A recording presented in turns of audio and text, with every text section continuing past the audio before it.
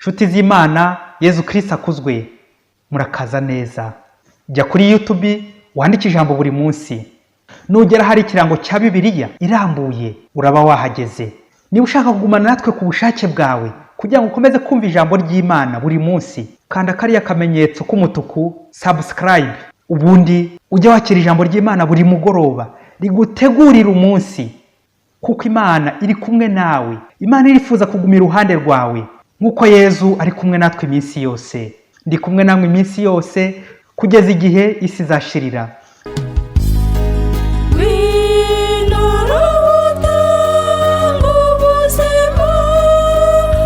Bana b'Imana, nimwakire Roho Mutagatifu.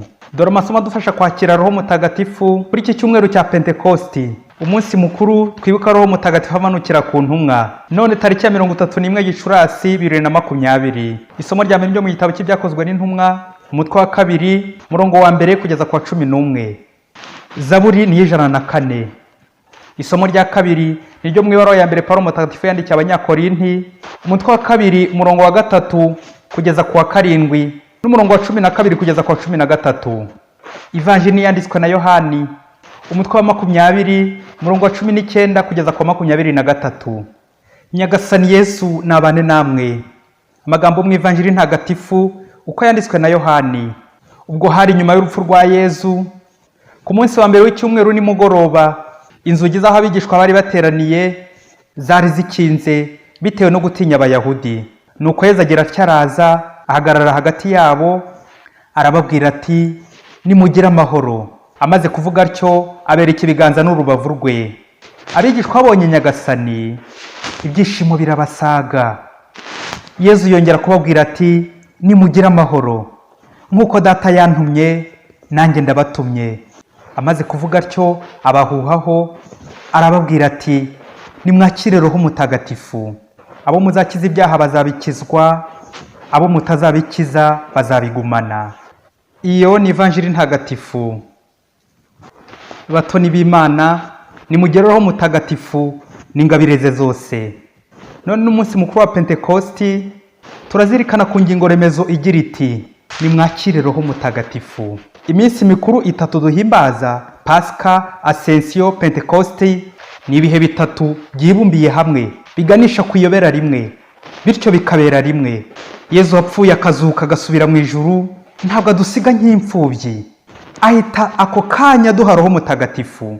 Reka rero tuzirikane ku ngingo 3 zidufasha kwakira Roho Mutagatifu: igisobanuro cya Pentekosti, ingabire n'impano za Roho Mutagatifu, no kuvuga mu ndimi. Ingingo ya mbere, igisobanuro cya Pentekosti. Pentekosti wari umunsi umwe mu minsi 3 ikomeye y'Abayahudi: Pasika, amahema, Pentekosti. Iyo minsi mu kuhimbaza Abayisirayeli bazamukaga i Yerusalemu, bakayihimbaza buri mwaka, bashimira Imana ibyiza bagezeho, cyane cyane umusaruro babaga bagezeho. Pentekosti ni ijambo ry'ikigereki Pentekosti hemera, 50e jour, umunsi wa 50. Wahimbazwa ku munsi wa 50 nyuma ya Pasika y'Abayahudi, no ku bakristo natwe ni umunsi wa 50 nyuma ya Pasika.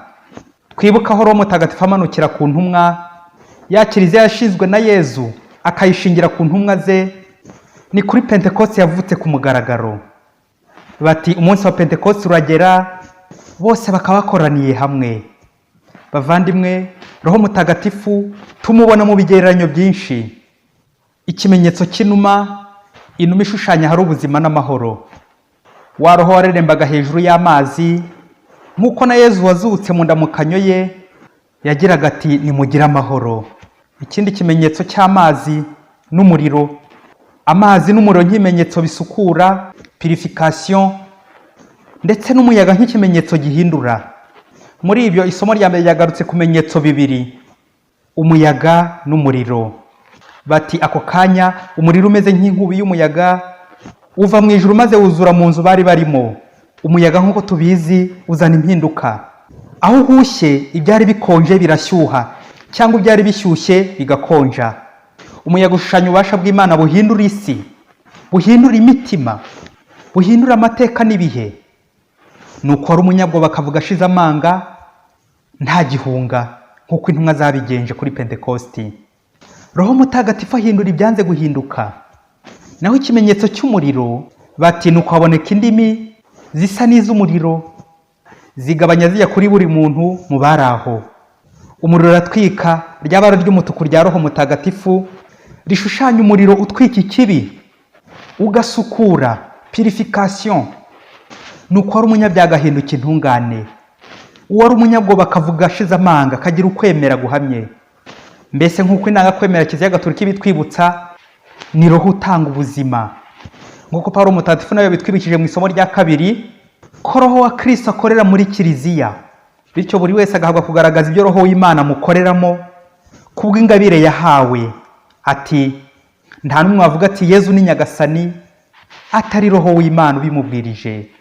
Roho Mutagatifu rero tumwita amazina menshi: bugingo, mbaraga, rumuri, muhoza, umuvugizi, parakle, mubyeyi, Nyagasani, mutegetsi, nyirukuri, mwigisha, muyobozi, Roho w'Imana n'andi mazina menshi bitewe n'uko twigaragariza mu buzima bwacu bwa buri munsi n'uko agenda tugabira.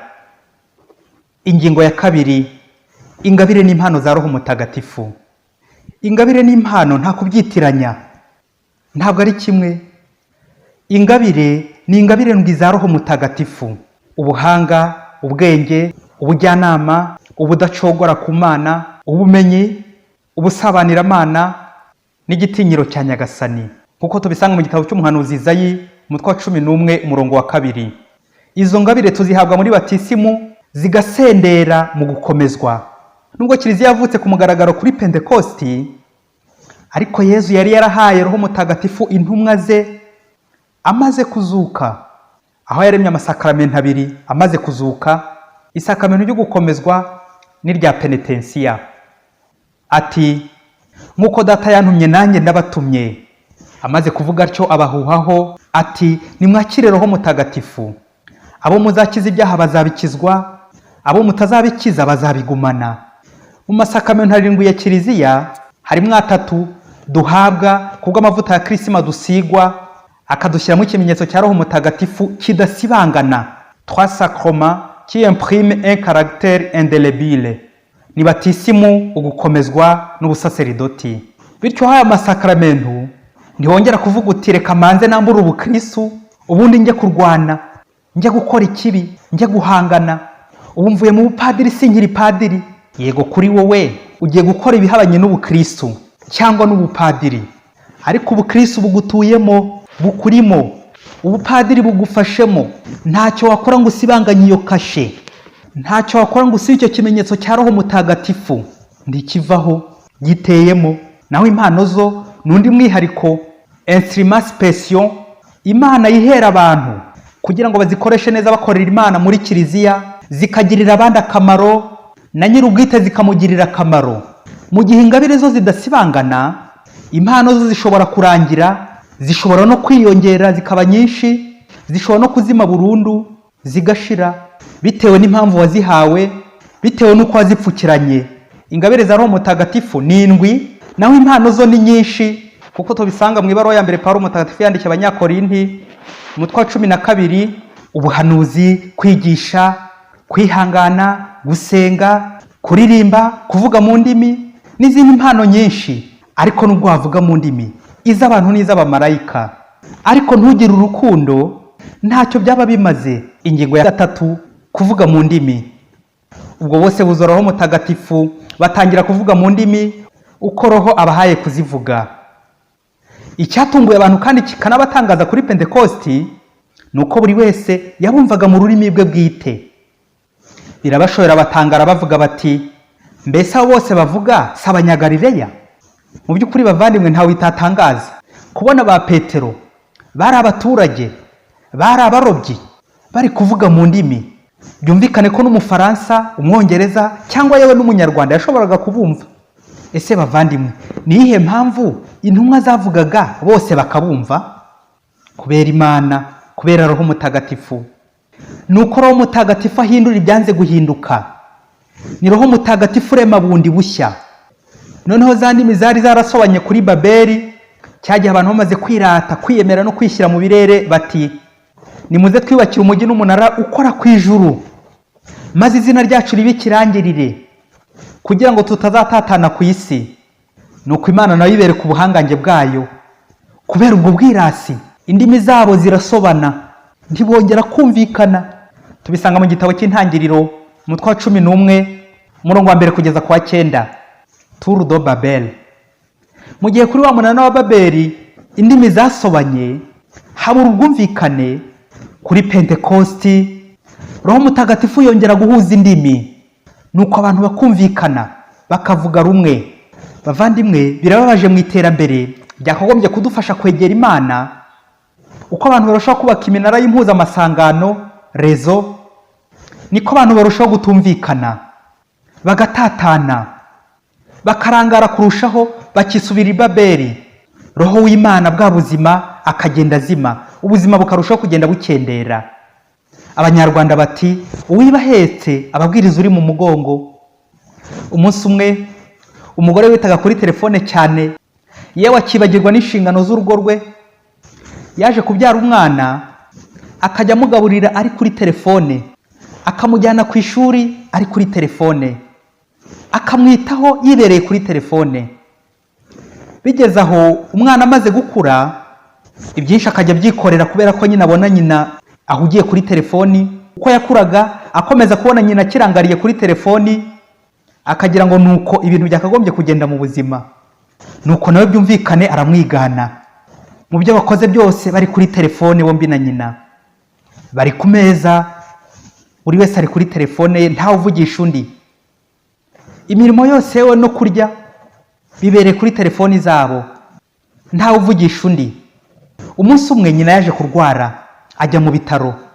Umukobwa ajya kumurwaza. Urumva ntabwo yari gusiga telefoni ye, nkuko yamenyereye amurwariza kuri telefoni.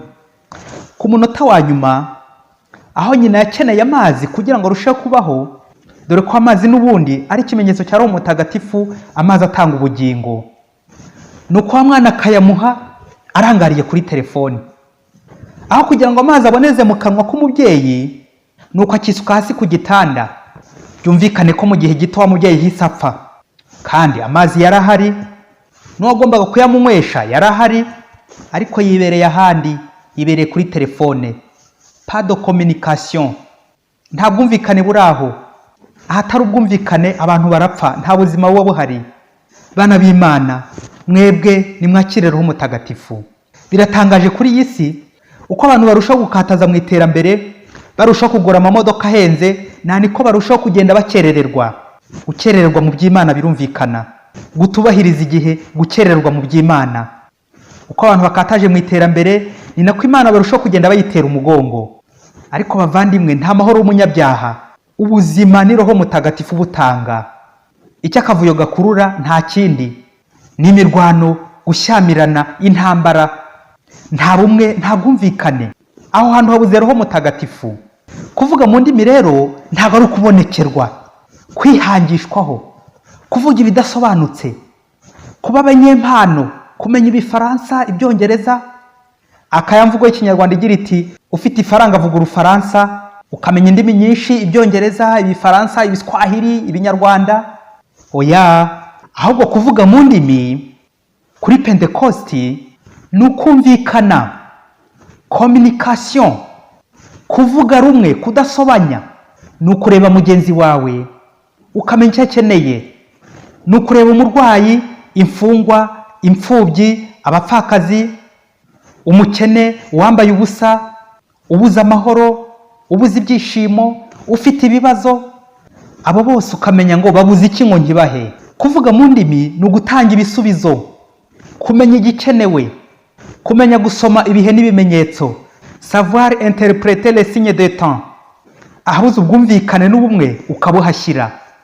Ahabuze Roho Mutagatifu hakaboneka ubuzima. Nguwo wasenderejwe ingabire za Roho Mutagatifu, agatanga ubuzima nawe. Birababaje muba muri kuganira n'umuvandimwe dialogue, nuko agakubwira ati uretse gato maze nitaba umuntu, nkupa uretse gato maze nitaba umuntu.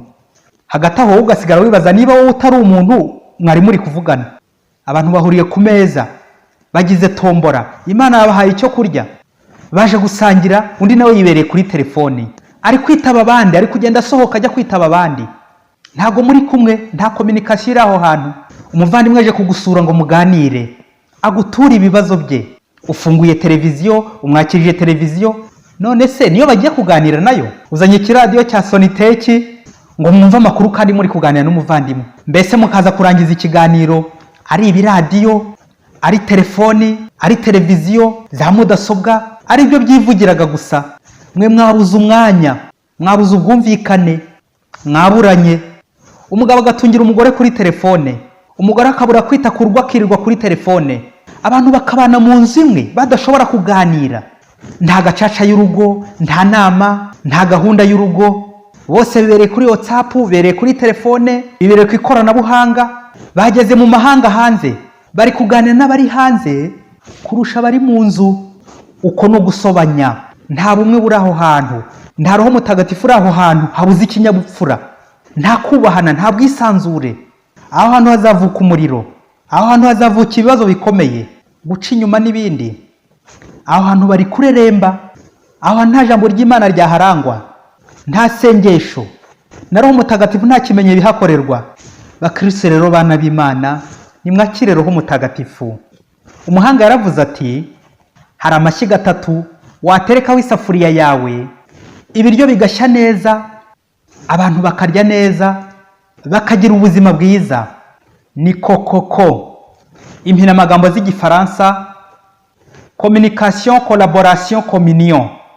Communication gusabana mugahuza, collaboration gukorera hamwe, gukorana neza, imikoranire myiza, na communion gusangira cyangwa kunga ubumwe. Muvandimwe, niba ushaka kuvuga mu ndimi, shyigikira kuri amashyiga 3. Niba ushaka ubuzima iwawe, ibyishimo mu mutima wawe, shyigikira kuri amashyiga 3. Nugira amashyiga 3 mu rugo rwawe, mu mutima wawe, mu wo mubana, roho w'Imana azagufasha gusenga neza, nta kurangara. Ibyo ukoze byose ubishyiremo umutima wose, nuko dushyikirane n'Imana uko bikwiye, tubonera Imana umwanya nta bindi bituziga, tuvuge ururimi rumwe n'Imana, tuvuge rumwe na bagenzi bacu. Roho w'Imana ngwino tuyobore. Nimugira amahoro. Pentecoste nziza. Padiri Masumbuko Ladislas wa Diocese ya Cyangugu.